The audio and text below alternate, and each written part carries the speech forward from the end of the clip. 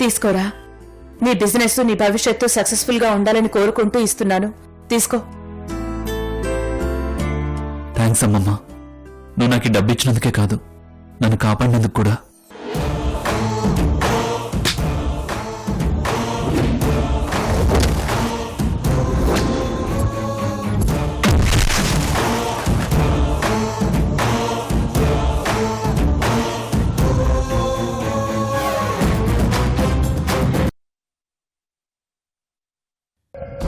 ఆగు రోజీ, నా మాట విను.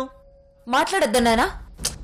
ఇదిగో ఇంటికి వస్తే ఇట్లా మాట్లాడో, మొహం చూడవనే ఇగో ఇక్కడ తీసుకొచ్చాను.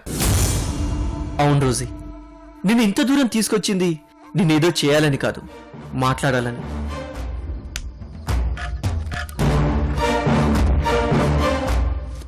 ఏం మాట్లాడాలి? నాకు విషయం తెలియాలి. ఏ విషయం? నందిని విషయం. నందిని విషయం ఏంటి? నందిని నువ్వు తీసుకొచ్చి అజ్జి ఇంట్లో పెట్టావు. ఎందుకు? ఆ విషయం నీకెందుకు? ప్రశ్నకు ప్రశ్న సమాధానం అవ్వదు రోజీ. నన్ను ప్రశ్నించే అధికారం నీకెక్కడిది? చూడు రోజీ, కలిసిమెలిసి ఒక్కటిగా ఉన్న కుటుంబం ఆ నందిని వల్ల 4 ముక్కలుగా అయిపోయింది. ఆ కుటుంబంలో ఎవరికి మనశ్శాంతి లేకుండా పోయింది. అలాంటి నందిని తీసుకొని వచ్చి నీతో పాటుగా ఎందుకు పెట్టుకున్నావు? ఏం జరిగింది చెప్పు రోజీ. అలా అడిగే హక్కు నీకు లేదు విజయ్. హక్కుతో కాదు, బాధతో అడుగుతున్నాను. ఆ నందిని ఎంత డేంజర్ మనిషో తెలిసి కూడా ఇంట్లో తెచ్చి పెట్టుకున్నాం. ఇప్పుడు ఆ నందిని ఏం ఘోరం చేస్తుందో అని భయంతో అడుగుతున్నాను. అంత భయమే ఉంటే ఆ రోజు నందిని గురించి నిజమెందుకు చెప్పలేదు? అంత బాధే ఉంటే వినోద్ అనే విషయంలో మోసం ఎందుకు చేశావు? అలా చేయడం తప్పే. అప్పుడు చేసినవని తప్పులే, ఒప్పుకుంటాను. ఒప్పుకుంటే తప్పులు సరైపోతాయా? ఒప్పుకుంటే కావు, సరిదిద్దుకుంటే అవుతాయి. అవును రోజీ, అప్పుడు నేను చేసిన తప్పుని ఇప్పుడు నువ్వు చేయకూడదని అడుగుతున్నాను. నిజం తెలిస్తే నీ తప్పునైనా సరిదిద్దుదామని అడుగుతున్నాను. నువ్వు దిద్దాల్సిన తప్పు నేనేం చేయలేదు. నీతో చెప్పాల్సినంత ఫ్రెండ్షిప్ కూడా ఇప్పుడు మన మధ్య లేదు. ఒకప్పుడు ఉండేది కదా రోజీ. అది అప్పుడు, ఇప్పుడు కాదు కదా. ఇప్పుడు కూడా ఆ ఫ్రెండ్షిప్ కావాలని ఆశపడుతున్నాను రోజీ. అవును రోజీ, అంతే స్నేహంగా అంతే స్వచ్ఛంగా కావాలి అనుకుంటున్నాను. అలా అడిగే హక్కు నీకు లేదు విజయ్. ఇది అవసరం కాదు రోజీ, జస్ట్ ఆశ, ఒక చిన్న ఆశ. ఎప్పుడో పోగొట్టుకున్న ఒక ఇష్టమైన వస్తువు మళ్ళీ దొరుకుతుందన్న ఆశ. నీ వెంటపడి నిన్ను వేధించిన విజయ్లా కాదు, నువ్వు ఇష్టపడే నీ పాత స్నేహితుడు విజయ్లా అడుగుతున్నాను. ఇది ఏ అవసరం కోసమో ఏ నిజం కోసమో కాదు. ఇన్నాళ్ళు నేను మిస్ అయిన ఆనాటి ఆనందం కోసం అడుగుతున్నాను. ప్లీజ్ ఒప్పుకోవే. సారీ, అలా పిలిచినందుకు కోపం వస్తే శిక్షించు. కానీ అప్పటి మన స్నేహాన్ని నా మనసు ఎంతగా కోరుకుంటుందో గుర్తిస్తే క్షమించు. క్షమించగలిగితే నీ చెయ్యి అందించు. ఇది కోపంతో చూసిన చూపు కాదురా, అప్పటి మన స్నేహాన్ని గుర్తు తెచ్చిన ఆనందంతో చూసిన చూపు.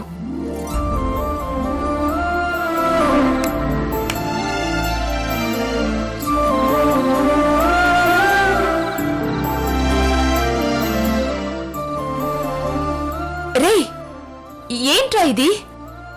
మరి అంత బాధున్నవాడివి మన ఫ్రెండ్షిప్ ని ఎందుకు చెడగొట్టావు? మంచిలో ఉండే ఆనందం మనిషిగా చెడిపోతే గాని తెలియలేదే. ఇడియట్. అబ్బా రే, మరి ఓవర్ యాక్షన్ చేయొద్దు రే. కానీ ఒక కండిషన్. ఏంటది? మన ఫ్రెండ్షిప్ ఇలా కంటిన్యూ అవ్వాలంటే నువ్వు మళ్ళీ ఇలాంటి విషయాల గురించి నన్ను అడక్కు, ఇలాంటి చోట్లకి తీసుకురాకు. ఓకే, ఇంకెప్పుడు నేను ఇలాంటి విషయాలు అడగను. ఓకేనా? ఓకే, సరే పద. పద.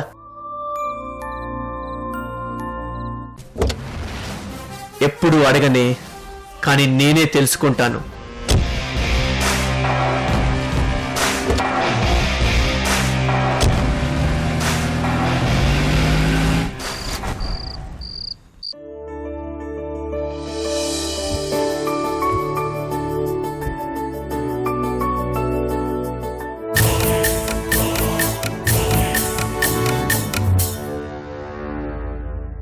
అమ్మా నందిని. అమ్మో పిలుస్తోంది, ఏదో ఫిట్టింగ్ పెట్టబోతుంది. నిన్నే పిలుస్తోంది. ఆహా, నన్నేనా అజ్జి పిలిచింది? ఇక్కడ నందిని అంటే ఇంకెవరూ లేరు కదా. ఏంటజ్జి నువ్వెక్కడ పడుకుంటున్నావు? ఇంకెక్కడ, రోజు గదిలోనే. నీకు తెలుగు చదవడం వచ్చా? దానికి దీనికి సంబంధం ఏంటి? ఇంతకీ వచ్చనాలా రాదనాలా? చాలా బాగొచ్చజ్జి.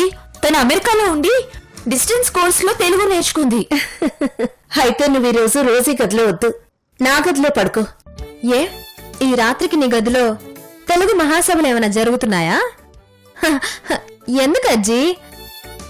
నాకు రోజీ గదిలో కంఫర్ట్ గానే ఉంది. నేను అడిగింది నీ కంఫర్ట్ గా లేదని కాదు, నాకు ఇబ్బందిగా ఉందని. తను నా గదిలో పడుకుంటే నీకేం ఇబ్బంది అజ్జి? నా ఇబ్బంది తన నిద్ర గురించి కాదు, నా గీత గురించి. ఏ గీత? అడ్డగీత, నిలువు గీత? భగవద్గీత గురించి. నాకు రాత్రుళ్ళు భగవద్గీత చదివి పడుకోవడం అలవాటు. ఈరోజు నాకు బాగా తలనొప్పిగా ఉంది నందిని, చదవలేను. అందుకే నువ్వు చదివి పెడతావని. అంటే భగవద్గీత సంస్కృతం కదా అజ్జి, నాకు సంస్కృతం అస్సలు రాదు. అక్కర్లేదు, నీకు సంస్కృతం అస్సలు రానక్కర్లేదు. ఎందుకంటే శ్లోకాలు సంస్కృతమైనా ఆ అక్షరాలు తెలుగువే కదా. నువ్వు చాలా ఈజీగా చదివేయగలుగుతావు. వెళ్ళందిని, నీకు తెలుసు కదా నేను తెలుగులో చాలా పూర్ అని. లేదంటే నేనే వెళ్ళి చదివేదాన్ని. రానందిని, భగవద్గీత పారాయణం చేస్తే నీకు కొంచెం జ్ఞానం వస్తుంది. వెళ్ళు నందిని. రా లోపలికి పద, జ్ఞానం నేర్చుకుందు గాని. పద. నిజంగా నేర్పిస్తావో నరకం చూపిస్తావో?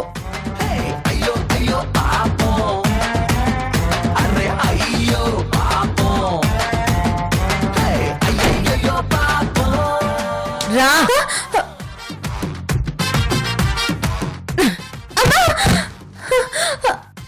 ఏంటే పిలవగానే రాకుండా సాకులు చెప్పి తప్పించుకోవాలని చూస్తున్నావా?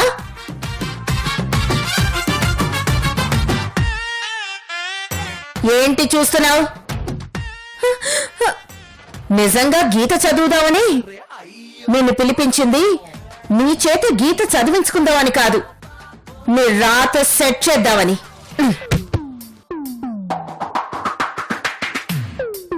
ఇదిగో నా చేతిలో గీతలు, నా అరికాల్లో రేఖలు చదివి పెట్టు. అర్థం కాలేదా? నాకు కాస్త ఒళ్ళంతా నొప్పులుగా ఉంది, నొక్కి పెట్టు. అజ్జీ నోరు లేపకు, కొరడాలేస్తుంది. ఛ్! అబ్బా కాళ్ళంతా బాగా నొప్పిగా ఉన్నాయి. నొక్కు నందిని.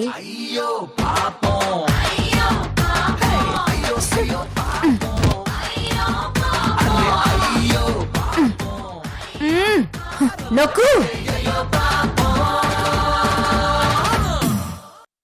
ఏయ్ కింద కింద కూర్చొని చెయ్యి.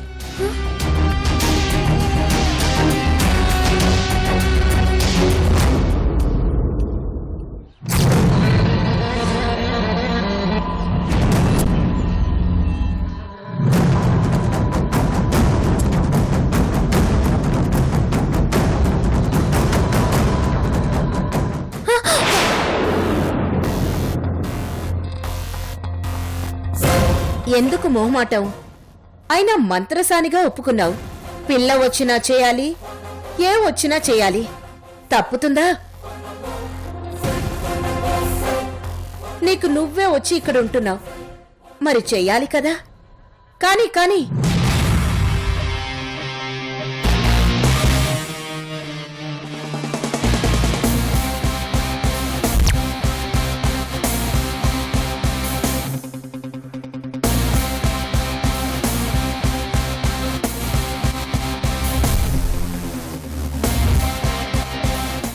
కాళ్ళు నొక్కుతున్నావా? క్రీమ్ ఏమన్నా రాస్తున్నావా? ఏంటా నొక్కడం? గట్టిగా నొక్కు. కాళ్ళు కాదు, అవకాశం వస్తే నీ పీక నొక్కుతా.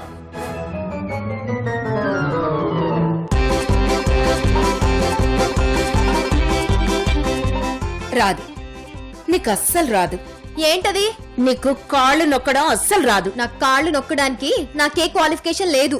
నేను ఏ కోర్సు చెయ్యలేదు. నాది పని మంచి ప్రొఫెషన్ కాదు. కాళ్ళు నొక్కడానికి ఏ యూనివర్సిటీ ఇంకా కోర్సులు పెట్టలేదు. దానికి కావాల్సింది క్వాలిఫికేషన్ కాదు, డెడికేషన్, లవ్. మరీ అంత గట్టిగా కాదు.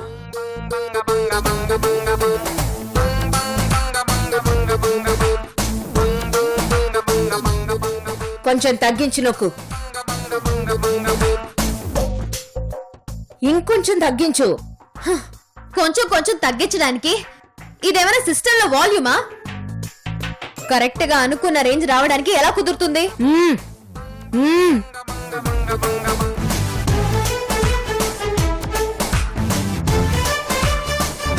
ఆ. అబ్బా, ఎంత హాయిగా ఉంది.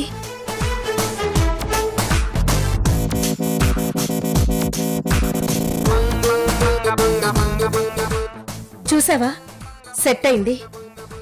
ఒంట్లో భయం, మనసులో భక్తి ఉంటే ఇదేంటి, ఏదైనా ఇలాగే సెట్ అయిపోతుంది. సెట్ అవుతుంది.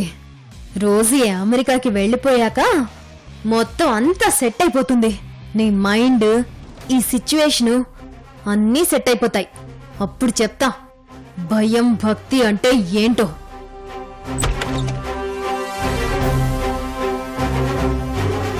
లక్ష్మి, ఏం చేస్తున్నావు? చల్సాని గారు, అది తాతయ్యకి కాళ్ళు నొక్కించుకుంటుందని కోపం వచ్చింది. ఎంతైనా తాతయ్య కదా. అసలు ఈ పని ఎలా చేసావు?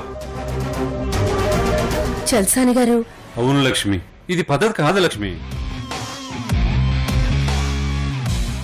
నేనెప్పటికీ చేయించుకోలేననుకున్న ఈ పనిని నువ్వింత ఈజీగా చేయించుకోవడం పద్ధతి కాదు Lakshmi.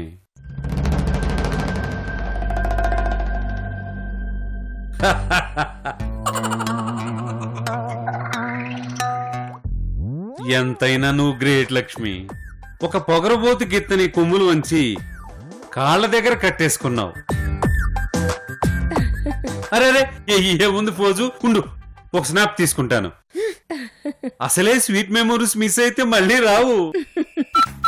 Ready, still please, study, smile please, smile.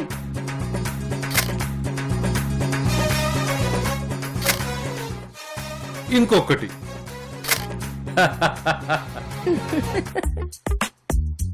ఆహా, ఈ ఫోటోలు గనక రోజీ చూసిందంటే దెబ్బకి దిమ్మ తిరిగిపోద్ది. రేపొద్దున ఈ ఫోటోల్ని శ్రీమతి రోజీ గారికి వాట్సాప్ చేస్తాను.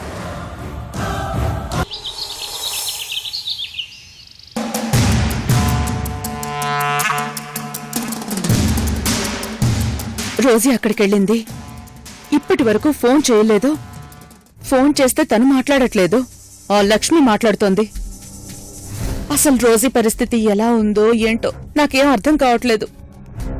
ఇప్పుడెలా రోజీ గురించి తెలుసుకోవడం?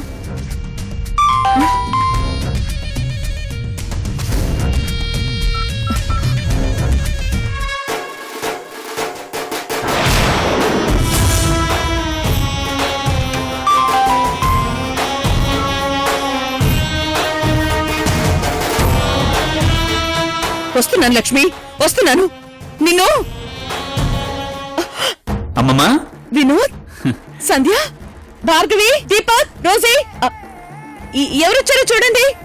అయ్యో, అందరూ బయటకెళ్లారు కదా. ఓ రండి కూర్చోండి. ఆ, ఏంట్రా స్వీట్ ప్యాకెట్ తో వచ్చావు?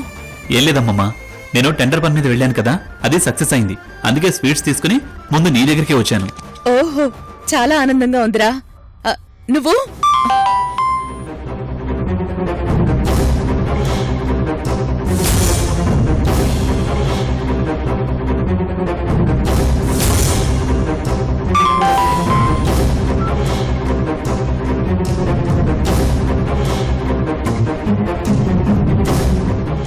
ఏమైందమ్మమ్మా? ఏంటి గ్రాని ఎందుకు అలా ఉన్నారు? ఏం లేదు, ఏదో పిచ్చి మెసేజెస్ వస్తుంటే చూసి కొంచెం ఇరిటేట్ అయ్యాను అంతే. అది వదిలేయండి.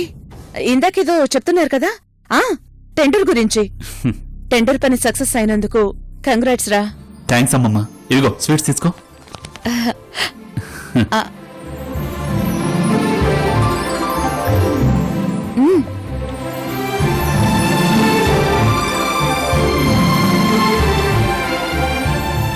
నిజంగా నాకు చాలా ఆనందంగా ఉందిరా.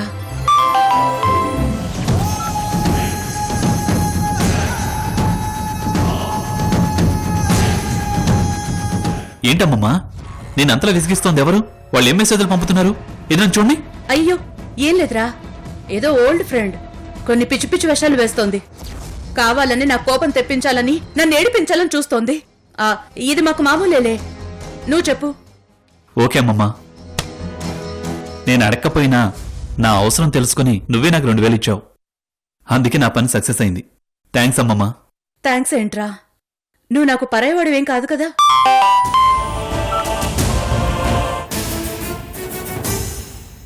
ఓసారి ఇటీవు. అయ్యో రేయ్ వినోద్, నీకెందుకురా ఈ విషయాలన్నీ?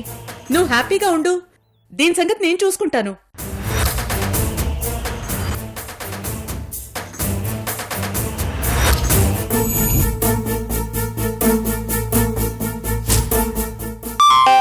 ఇప్పుడు నీకు పంపించే పిక్ చూస్తే పెద్ద ముర్లా నా ఇంటికి పరిగెత్తుకుంటూ వచ్చేస్తావు. కానీ అలా వచ్చావో అడ్డంగా బుక్ అయిపోతావు. అసలు నీ మనవరాలు ఇక్కడికి ఎందుకు వచ్చిందో, నీ ప్లాన్ ఏంటో ఓపెన్ చేయాల్సి వస్తుంది. అలా చేయగలిగితే వెంటనేరా, ఇదిగో ఫోటో.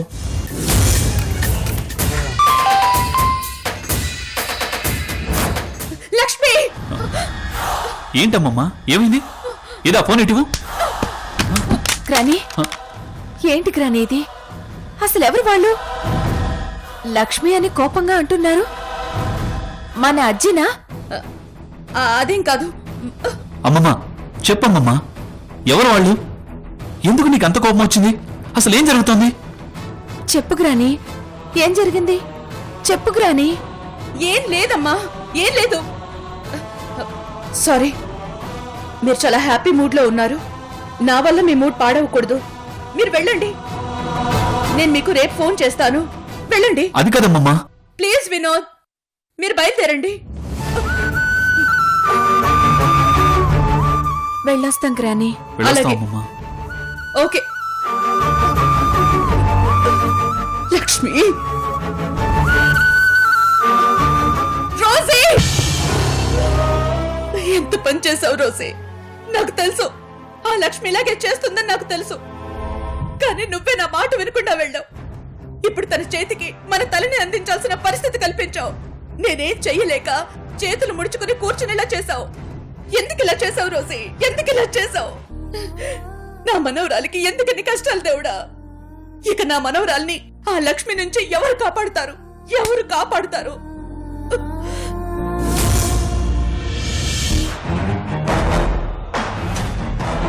దమయంతి అనబడే ఈ ముద్దాయి ప్రాసిక్యూషన్ వారు ఆరోపించిన నేరాలన్నీ చేసిందని రుజువు కావడం వలన సదరు ముద్దాయిని నేరస్తురాలిగా పరిగణించడమైనది. ఈమె చేసిన నేరములకు నేరస్తురాలని 7 సంవత్సరములు కఠిన కారాగార శిక్ష విధించడమైనది.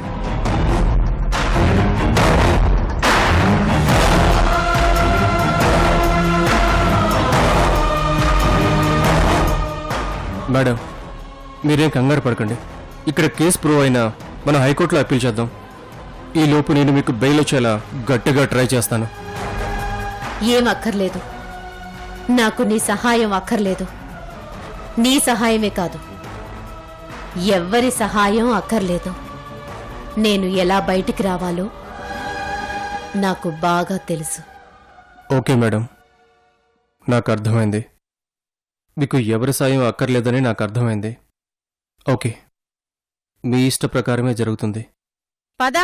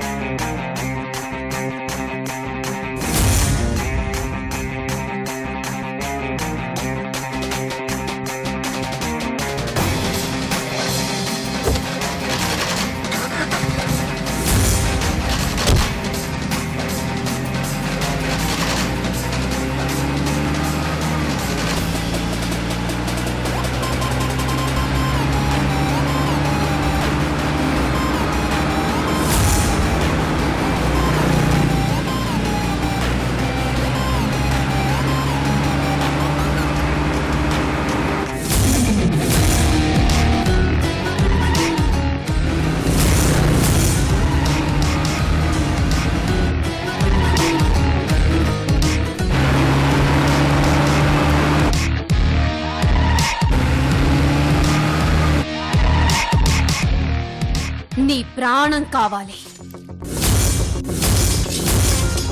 ఎస్, నీ ప్రాణం కావాలి నందిని. విక్రమ్,